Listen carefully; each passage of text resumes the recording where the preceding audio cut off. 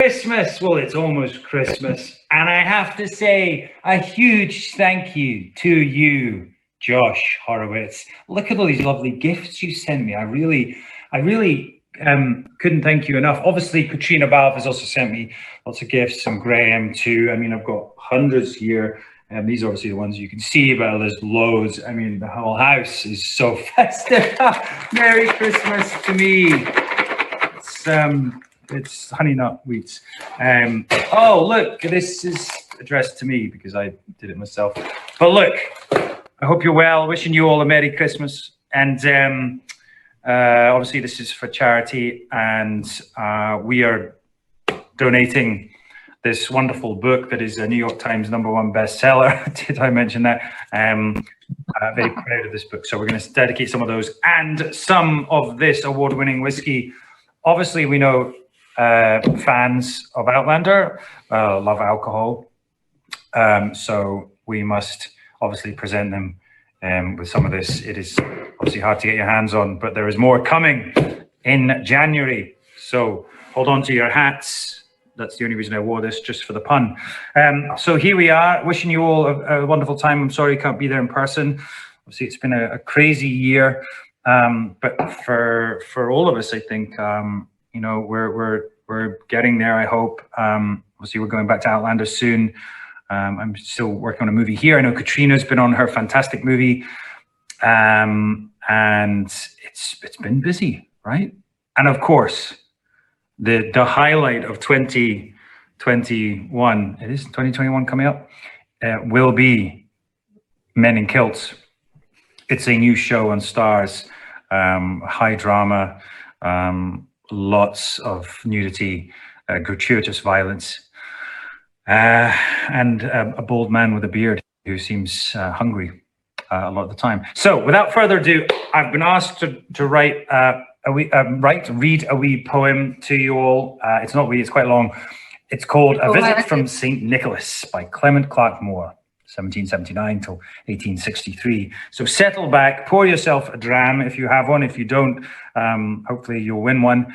And wishing you all a Merry Christmas. Much love to you, Josh. Miss you, buddy. To you and yours, Slanger. 'Twas the night before Christmas, when all through the house not a creature was stirring, not even a mouse. The stockings were hung by the chimney with care, in hopes that St. Nicholas soon would be there. The children were nestled all snug at their beds, while visions of sugar plums danced in their heads. And Mamma in her kerchief, and I in my cap, had just settled our brains for a long winter's nap. When out on the lawn there arose such a clatter, I sprang from the bed to see what was the matter. Away to the window I flew like a flash, tore open the shutters and threw up the sash. The moon on the breast of the new fallen snow gave the lustre of midday to objects below. When, what to my wondering eye should appear but a miniature sleigh and 8 tiny reindeer, with a little old driver so lively and quick, I knew in a moment it must be Saint Nick.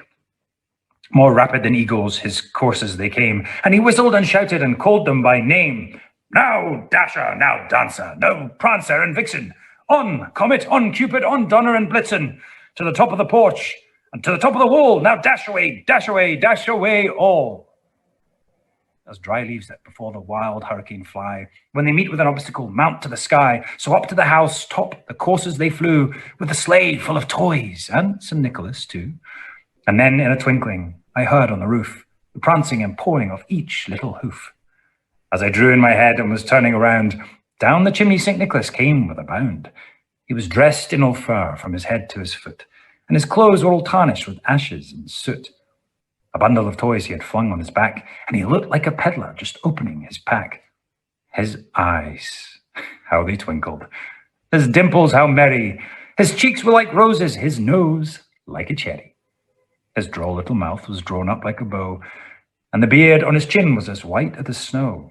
The stump of a pipe he held tight in his teeth, and the smoke it encircled his head like a wreath. He had a broad face and a little round belly that shook when he laughed like a bowlful of jelly. He was chubby and plump and a right jolly old health, and I laughed when I saw him in spite of myself. A wink in his eye and a twist of his head soon gave me to know I had nothing to dread.